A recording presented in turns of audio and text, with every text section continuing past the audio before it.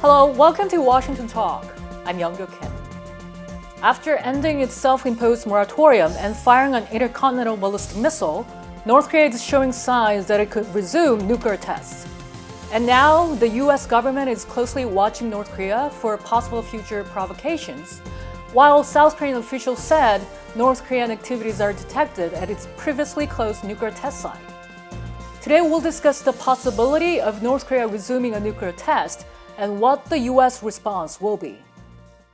Joining me is Frank Jannuzi, President and CEO of the Mansfield Foundation. He previously served as Deputy Executive Director at Amnesty International USA.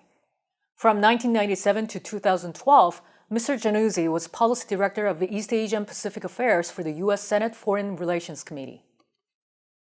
Eric Brewer is also with me today. He is a Senior Director for NTI's Nuclear Materials Security Program. From 2017 to 2018, Mr. Brewer served as Director for Counterproliferation at the National Security Council, where he was responsible for coordinating U.S. policy to prevent the spread of nuclear weapons. Welcome to the program. Really appreciate your time today. Great to be here. It's not only that the South Korean government officials are saying, but there's also a report written by a former UN panel of experts speculating North Korea is preparing for a nuclear test. Mr. Jannuzi, will North Korea proceed with its seventh round of nuclear test? Most likely they will.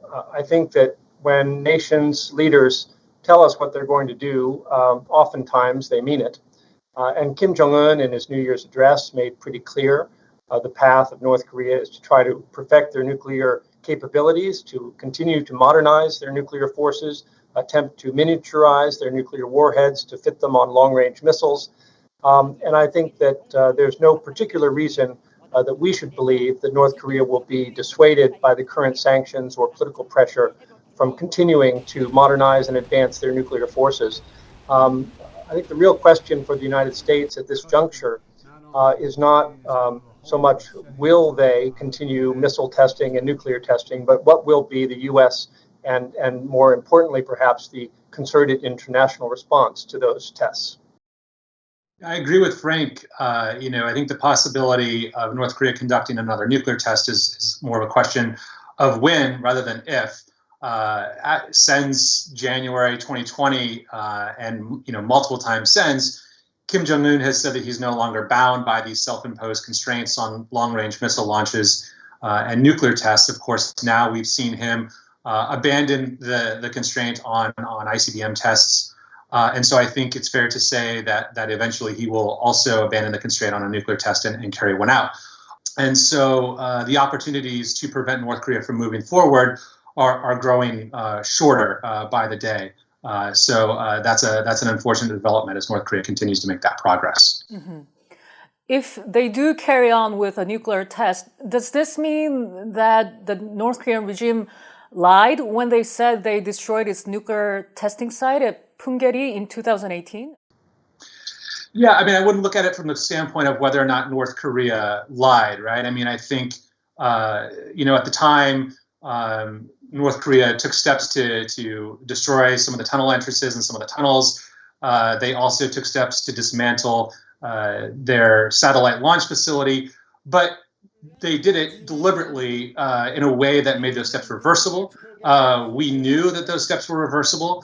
And so I think, there was a lot of theatrics surrounding that, particularly at the nuclear test site. But the intent was, of course, to be able to go back to resuming those activities if North Korea ultimately decided to do so, which it seems like it has. And so I think, one important point to draw from that experience is that, whenever, there is an agreement with North Korea, be it, a short interim agreement or something longer about denuclearization, it's critical to have a shared understanding of the steps that North Korea will take as part of that and the specific actions it will take and make sure those actions are actually contributing meaningfully to the goals of denuclearization or whatever the objective may be. And then also having a way to verify those steps through a team of international inspectors on the ground that can actually have access to these sites to verify that the steps are having the impact that they're intended to have. Frank, I want to underscore the point that it's less about North Korea lying and more about the fact that at various stages of the efforts to engage North Korea on denuclearization and peace efforts, whether it's the 1994 agreed framework or the much celebrated demolition of the cooling tower at the Yongbyon nuclear power facility, or the destruction of tunnel entrances at Pyongyang-ri, at various points along the pathway, there have been opportunities either to build on modest progress toward the goal of denuclearization, or to fail to capitalize on those moments and to see North Korea either reverse course or backslide or continue clandestine operations to pursue their nuclear capabilities. And I think that the destruction of the tunnel entrances on Pyongyang-ri is a classic example of this. Basically, nothing about the North Korean nuclear program is irreversible. One of the most horrific damages done to the U.S. foreign policy language about North Korea was this pursuit of CVID, complete, verifiable, irreversible denuclearization. There's no such thing as irreversible denuclearization. All of that depends upon the political will of the North Korean leadership to work with the international community to abandon their nuclear weapons. Mm-hmm. There is some analysis from South Korea that North Korea is planning to test its miniaturized nuclear warheads with an aim to develop capability to attack different U.S. cities at the same time. Mr. Brewer, what do you make of this? Is there anything else North Korea needs to test in its nuclear capability? I think certainly testing new warhead designs that could be useful for the tactical nuclear weapon systems that Kim has said he wants to develop, which those systems are generally, shorter range, lower yield than some of the other systems. So I think that could be incredibly advantageous and perhaps even necessary as testing that new design, as well as testing designs for missiles that may be smaller and more compact, so that they can fit multiple warheads inside of a missile, which is obviously one of their goals. And one thing that they've been making progress on, because this is, an important way and an important step to be able to either evade or defeat U.S. missile defense systems. And, we don't have a lot of information on North Korean nuclear weapons design. We can make some conjectures about the types of tests they've carried out to date. So it is a bit difficult to speculate on this issue. I would say, when you look back to 2018, right, when Kim Jong-un declared that his nuclear arsenal was complete, that was part a tactic as part of the negotiation phase during that period, but part of it was not. And I think, if you think about how could he make that statement now and yet continue to need these capabilities, building a nuclear arsenal is akin to writing a book for authors out there. At that point in 2018, Kim he'd finished the book, right? He'd finished the rough draft of that book. And what we've seen since is editing and revising and making that book a lot better through the development of systems that are more accurate, more maneuverable, more reliable, and capable of addressing a range of potential conflict scenarios and crisis scenarios on the peninsula. Mm-hmm. Mr. Jannuzi, what's your take on these assessments from South Korea? Well, I think that we've seen North Korea, as Eric pointed out correctly, we've seen them essentially flesh out the chapters of this book.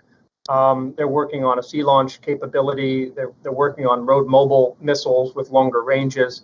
The Hwasong 17 and 15 tests that we've observed in the last few weeks demonstrate a more survivable weapon system because it's road mobile with longer range than what they had tested in the past. And I think that what we're going to continue to see is incremental improvements, both in the reliability and the survivability of these weapon systems. I think if we can take anything encouraging at all from North Korea's pursuit of nuclear weapons, it's to try to understand the limitations of what this weapons capability provides to the North Korean leadership in terms of the ability to coerce or to compel the international community to somehow provide to the North what they're looking for. I think at its core, the North Korean nuclear capability is about guaranteeing the security of the DPRK. I think the part of it that worries us the most is both the coercive element with respect to both South Korea and the United States, but also the risk of proliferation, which I think is Eric's wheelhouse. But I mean, the North Korean government has exported nuclear capabilities in the past to Syria. and there's no guarantee that they will not do so in the future. So I think these are the two dimensions of the problem that are most concerning to me. Mm-hmm.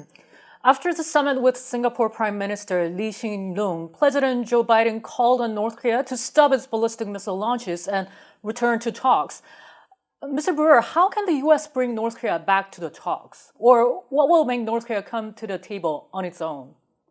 It's not exactly a fun answer, but there might not be a whole lot we can do right now. Kim Jong-un has determined it's not in North Korea's interest to attend talks. It's not in his interest to negotiate. The United States has essentially said the equivalent of we're willing to meet anytime, anywhere with North Korea to discuss a range of issues and discuss denuclearization. And so I do think that if a negotiation is going to take place, it's probably going to occur when North Korea believes that it can actually acquire some level of relief from international pressure, probably in the form of sanctions relief from the United States, without requiring it to compromise on key elements of its nuclear program. Denuclearization is, it's a goal that's not going to happen overnight. It's a long-term aspiration. And so I think, we may be better served in the interim by focusing on arms control or risk reduction measures that can appreciably reduce the threat posed by North Korea's nuclear weapons, reduce the chances of nuclear use, while we work towards that long-term goal of denuclearization. My sense is that the administration is open to these types of approaches, but I don't think it's putting anything concrete on the table. All that said, if things do change and North Korea does decide to negotiate, I think we need to be ready for that. Mm-hmm. Mr. Jannuzi, is North Korea willing to talk? I think under the right circumstances, they might be. But I think, as Eric rightly points out, and something that Mike Mansfield taught me, the United States cannot tell North Korea where its interests lie. Their leadership, their government will determine where North Korean interests lie. And right now, they've clearly made that decision, that their interests lie in developing a nuclear capability to help ensure their security. And the equation here is really pretty straightforward. If the United States and its allies wish for North Korea to abandon their nuclear weapons, there needs to be a substitute of equal credibility and reliability for North Korea to ensure the security of the North Korean state.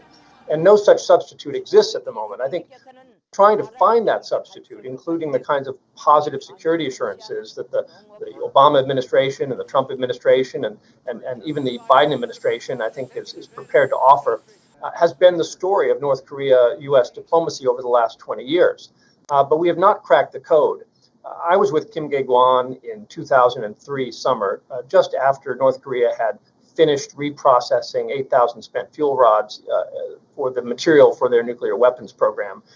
And I'll never forget what he said to my Republican colleague and I in Pyongyang. He said, you two, addressing myself and Keith Luce from Senator Lugar's staff, you two need to stop trying so hard to prevent North Korea from developing nuclear weapons. And you need to put your heads together and start thinking about how you're going to live with a nuclear-armed North Korea. We've been living with a nuclear-armed North Korea for the last 17 years. So I think what Eric is suggesting is a rather pragmatic, some would call it defeatist, but I think it's pragmatic approach to this problem, which is we need to learn how to manage the North Korean threat until such time as we are in a better position diplomatically to try to affect change in their nuclear posture. And we're not there now. Yeah, if I could just respond really quickly to that. I'm not that frank as suggestions. I'm not quite sure it's defeatist, right? Because I do think, it's pragmatic, it's realistic, it's sort of, tackling the problem in a way that North Korea might be amenable to and would have real tangible benefits, I think, too, if successful, for reducing the threat that North Korea poses to the United States and its allies in the region. And I don't think it necessarily means that you have to take your eye off of denuclearization, right? That can and should remain the long-term goal, but it's more about trying to find the wins in the near term rather than just waiting. Yeah, I agree with Eric on this point. It's not that I would characterize it as defeatist at all. I think it's really a realistic, pragmatic approach, which keeps the door open, as Eric says, to the possibility of denuclearization. I just think we need to be brutally realistic about the likelihood that North Korea is going to move in that direction anytime soon. What I would like to see out of the Biden administration is a little bit more creativity and a higher profile on this issue. I think that North Korea's behavior could be constrained if we were successful in convincing them to rejoin a diplomatic initiative, even if that initiative does little better than tread water for a while. I think that there's value to be found in trying to constrain North Korea's behavior, slow down the pace of their nuclear and missile testing, and explore the potential for diplomatic openings. Mm-hmm. Mr. Jannuzi, you just mentioned about maybe what the Biden administration need is creativity, but the Republicans, they were saying that the Biden administration is not doing enough and they should be more stern in response to the North Korea. What do you say to that? Well, I'm not sure that I could say it on air. But basically, I think the Republican criticism of Biden not being tough enough is not credible. For 3 years, the Trump administration coddled Kim Jong-un, allowing him to test missiles without response, allowing him to flout all of the UN Security Council resolutions, while the former guy sent love letters back and forth to Pyongyang. So I think it's just pure political opportunism at this point by Biden's critics. Mr. Brewer, what's your thought? Is Biden administration doing enough? So, looking back, I think, Frank just made a comparison and talked a little bit about the Trump administration. One thing that I think is true now, you're not adding more sanctions now or adding pressure now is not going to, I think, appreciably change the calculus in the near term, right? Looking back at the summits that took place under the Trump administration, the Trump administration gets a lot of criticism for the maximum pressure campaign and some of Trump's rhetoric during that time. And certainly I think criticism of that rhetoric is fairly well deserved. It wasn't helpful. But I do think actually the area where the Trump administration failed was in the diplomatic front, right? They did not use those summits with North Korea very well. I don't think the president was, he was just not, I don't think, capable of quite frankly, taking the position that the United States had found itself in with North Korea and really translating that into any good, achievable diplomatic outcomes. Because I think it did, during that phase, add a significant amount of pressure on North Korea. But I say all of this because, the offer that Kim put on the table in Hanoi, basically trading away shutting down Yongbyon and some other facilities that are important, albeit not going to stop fissile material production altogether, in return for some very, very significant sanctions relief. Essentially all of the sectoral sanctions that were put in place under the beginning of the end of the Obama administration and added to under Trump. And the United States walked away from that. And I say all that because I think that has influenced Kim Jong-un's calculus. And I think his asking price now under any future negotiations is going to be much higher. And so I think we have to take that into account. The Biden administration has to take that into account as it approaches dialogue with Kim. So right now, the best solution may be to continue to be patient while we await that opportunity for dialogue. Mm-hmm. And my last question for today. There was some controversy over North Korea claiming the latest ICBM test was Hwasong-17. And the South Korean military estimated it wasn't Hwasong-17, it was actually Hwasong-15. And that North Korea is trying to deceive the audience. And North Korea released a Hollywood-like movie starring the leader Kim Jong-un. Mr. Brewer, why are they doing this, and how should we take this? Yeah, like you said, it seems that the March 16th test was actually a failed Hwasong-17, which is this monster liquid-fueled missile capable of housing multiple warheads. And then the March 24th test, which North Korea claimed was the Hwasong-17, was actually the Hwasong-15, which was still an ICBM that was last tested in 2017, and they just sort of reappropriated the footage. Right? I think the first obvious answer why they did this is to cover up the failure. I think the other answer as to why they made this video in the way that they did, and the emphasis that they've placed on this system is because of the capability of this ICBM to carry multiple warheads.